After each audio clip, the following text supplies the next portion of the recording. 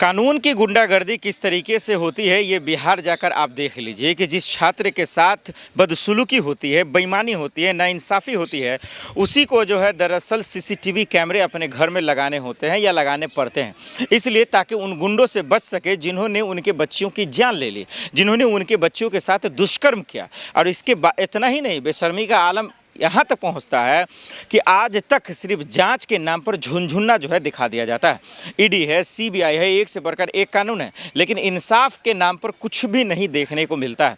मैं बात कर रहा हूँ पटना का, ठीक उसी नीट छात्रा की जैसी बच्ची बहुत सारी है जिनके साथ दुष्कर्म हो रहे हैं, उन्हें परेशान किया जा रहा है, बेबसी से महसूस कराया जा रहा है, लेकिन इंसाफ के नाम पर सिर्फ और सिर्फ नाटक चल रहा है। उसके लिए जिन्होंने आज आवाज़ उठाई, उसके लिए जिन्होंने उसके हक के लिए आवाज़ें उठाई, जो कानून की बात किया, जो कानून की जिम्मेदारियों की बात किया, वो सब के सब जेल में चले गए और जेल से बाहर भी आ गए बेल पर। लेकिन वो जेल नहीं गया जो मुख्य आरोपी है, जो वो जेल नहीं गया जिसका नाम आ रहा है। जी हाँ, मैं बात कर रहा हूँ निशांत कुमार जी का। मैं बात कर रहा हूँ जिस तरीके से जो है नीतीश कुमार के बेटे का नाम आया, नीतीश कुमार के बेटे को लेकर आरोप लगे, उस पर एक्शन क्यों नहीं हुआ, उस पर कार्रवाई क्यों नहीं हुआ? क्या इसलिए क्योंकि वो साहबजादे के बेटे हैं? क्या इसलिए क्योंकि वो मुख्यमंत्री के बेटे हैं? या इसलिए कि बिहार के मुख्यमंत्री के जो है दरअसल सगे हैं? अगर ऐसा है तो इसका मतलब क्या कानून जो है तमाशा कर रहा है, या कानून दो लोगों के लिए बटा हुआ? क्या अगर गरीब है तो उसके लिए अलग से काम करेगा और अमीर है तो उसके लिए अलग से काम करेगा? आइए इसको बताते हैं कि आखिर कैसे। पप्पू यादव, पूर्व IPS अमिताभ यादव और बहुत सारे विपक्ष के नेता, तेजस्वी यादव, लालू जी, राबड़ी यादव जी भी वो उन्होंने आवाज़ उठाए, लेकिन इसके बावजूद कोई फ़र्क नहीं पड़ रहा है। नीट छात्रा को लेकर हम सब ने देखा कितना तमाशा हुआ। कौन इसका मुख्य आरोपी है वो तो हम भी जानते हैं कि 2-3 ठो को पकड़ के जेल में डाल देंगे और दिखा देंगे कानून अपना जो है काम कर रहा है, ईडी सीबीआई की जो है जांच चल रही है। लेकिन असल जो खिलाड़ी है, जिसके वजह से ये जो है कुकर्म किया जाता है, ये काली करतूत की जाती है, वो पकड़े कब जाएंगे? उनको सलाखों के पीछे कब डाला जाएगा? ये सवाल पूरा हिंदुस्तान इस वक्त पूछ रहा है। अब बिहार के लोग तो पूछेंगे ही कि डबल इंजन की सरकार है, एक से बढ़कर एक धुरंधर आपके पास है, लेकिन आप जवाब ही नहीं देते, आप जवाब देना भी नहीं चाहते। अब देखिए ना, सीबीआई को ये पूरा मामला सौंप दिया गया, इसके बावजूद नीट छात्रा का जो परिवार है वो दहशत में, वो पूरी तरीके से परेशान है। और इसलिए क्योंकि जो हवस के पुजारी हैं, जो गुंडागर्दी करने वाले लोग हैं, जो कानून के नाम पर नंगा नाच करने वाले लोग हैं, वो उनको फ़ोन करते हैं, वो धमकाते हैं। इसलिए अपने पैसे पर उन्होंने पूरे घर में 4 से 5 सीसीटीवी फुटेज लगा दिया, सीसीटीवी लगा दिया कि अगर अभी भी कोई घटना होगा, सोचिए कि उनके बेटियों की मौत हो जाती है, उनके साथ दुष्कर्म होता है, परेशान किया जाता है, और उसके बावजूद उन्हीं के परिवार को डरना पड़ता है। ये बिहार का कानून है, ये कानून है बिहार का तमाशा। सम्राट चौधरी छाते पीट कर कहते कोई किसी को छोड़ा नहीं जाएगा, सब जेल में जाएगा, सबको जो है जेल में डाल दिया जाएगा। लेकिन हम और आप देख रहे हैं कि क्या तमाशा चल रहा है। हम और आप देख रहे हैं कि सिर्फ और सिर्फ सदन में जो है वो बेंच थपथपा देने से जो है इंसाफ नहीं मिल जाता। और नीतीश बाबू चुप क्यों है, खामोश क्यों है? मेरा ये सबसे बड़ा सवाल है। 20 साल बेमिसाल बड़ी लंबा हाकी मारा अपने भाई कि बिहार से जंगल आज ख़त्म हो गया, गुंडे माफिया अपराधी ख़त्म हो गए। आज खुलेआम पटना में जो है आप देख रहे होंगे कि किस तरीके से लोगों की जानें ली जा रही हैं, और उसके बावजूद जो है फिर भी कहा जा रहा है कि भाई जो है जंगल राज नहीं है, फिर भी जो है राम राज है। अब नीतीश कुमार के जब बेटे का नाम आता है, ये कोई भी लेता है XYZ आरोपी सही है, अरे आप उसको जेल में मत डालिए, निशांत कुमार को गिरफ्तार मत कीजिए, चलिए उनसे पूछताछ मत कीजिए, लेकिन कम से कम एक बड़े, मान लीजिए कोई छोटे मोटे नेता लगाता आरोप, तो समझ में आता चलिए सियासत करने वाले। पप्पू यादव एक सांसद है, बजब्ता वो सबूत भी दे रहे हैं। उन्होंने 45 मिनट की प्रेस कॉन्फ्रेंस की। अब प्रेस कॉन्फ्रेंस करने के बाद संजय जी तमाम लोगों का उन्होंने नाम भी लिया और बताया कि इन लोगों को जेल में डालिए, अगर नहीं डालेंगे तो देश में छोड़िए बेटियां सुरक्षित, गांव मोहल्ले में सुरक्षित नहीं रह पाएंगे। और इसीलिए जो उन पर सवाल किया गया। तो हम सब ने देखा क्या हुआ। अरे भाई, जब कानून ठीक है, आपका ईमान ठीक है, आप मुख्यमंत्री परफेक्ट हैं, आप हाईजैक नहीं हुए, आप बिके हुए नहीं हैं, तो आपके बेटा का नाम आया तो आपको तो एक्शन लेना चाहिए, उस पर भी कार्रवाई करना चाहिए। क्योंकि आरोपी तो आरोपी होता है, दुष्कर्म करने वाला तो दुष्कर्म करने वाला होता है, और उसके बाद उनके खिलाफ जो है SIT की टीम बैठा देते और उस पर एक्शन होता, और अगर वो गलत है तो उनको जेल में डालते। तो नाम पूर्व IPS अमिताभ दास ने लिया, फिर उसके बाद पप्पू यादव ने लिया, तो इन लोगों को जेल में डाल दिया आपने, इन पर ED CBI भेजवा दिया आपने, लेकिन अपने बेटे को बचा लिया आप। क्या आपके लाडले हैं इसलिए? हालांकि लाडले तो आपके मोदी जी ने आपको कहा था। तो आप बिहार के लाडले हैं, लेकिन निशांत कुमार आपके लाडले हैं। तो क्या लाडले के लिए कानून नहीं है? क्या कानून सिर्फ गरीब तबके के लोगों के लिए है कि उनको फर्जी केस लगा कर उनको जेल में डाल दीजिए? या कानून या आपका कानून का डंडा उन लोगों पे चलता है जो अपने हक के लिए आवाज़ उठाते हैं, बीपीएससी के छात्र हैं, एसएससी के छात्र हैं, या वो शिक्षक जो इंसाफ के लिए लड़ाई लड़ते हैं? क्या सिर्फ कानून का डंडा उन्हीं लोग के लिए चलता है? कानून का डंडा वहाँ टूट जाता है जहाँ पर कोई बड़ी कास्ट के लोग होते हैं।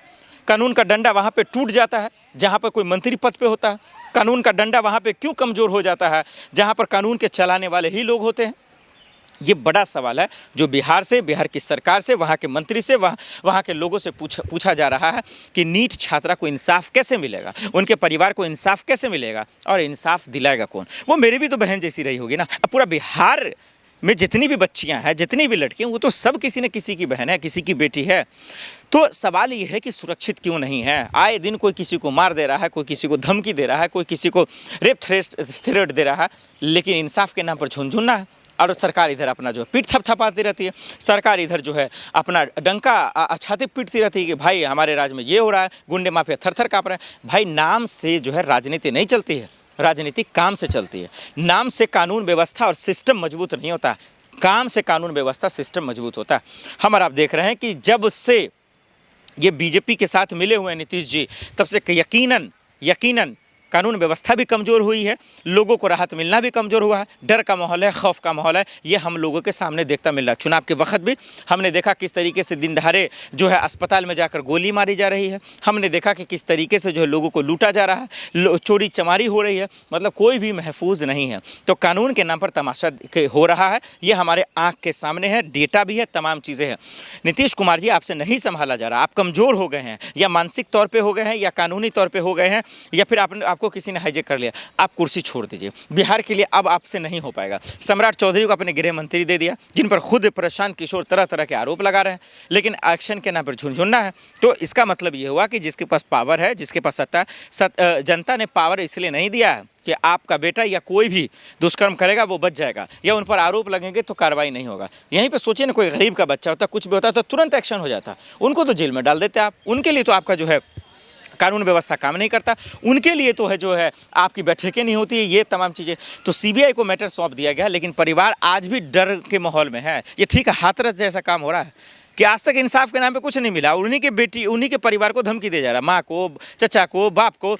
यार मजाक बना दिया इन लोगों ने। तो नीतीश कुमार जी, कम से कम अगर आपके लाडले पे आरोप लग रहा है, इल्ज़ाम लग रहा है, तो यकीनन आप तो मुख्यमंत्री हैं, आपको तो सबसे पहले आगे आकर जो है उस परिवार से माफ़ी मांगना चाहिए और जाना चाहिए, नीट छात्रा के परिवार पे जाना चाहिए। राहुल गांधी, तमाम लोग आवाज़ उठा रहे हैं ना, प्रियंका जी हैं, तेजस्वी जी हैं, लालू यादव जी हैं, राबड़ी देवी जी हैं, तमाम लोग आवाज़ उठा रहे हैं। लेकिन इसके लिए आवाज़ उठाने का मतलब ये नहीं कि ट्विटर पर ट्वीट कर देना, इसका मतलब है कि आप जिम्मेदारी लें, नैतिकता के तौर पर भी नीतीश कुमार को एक्शन लेना चाहिए।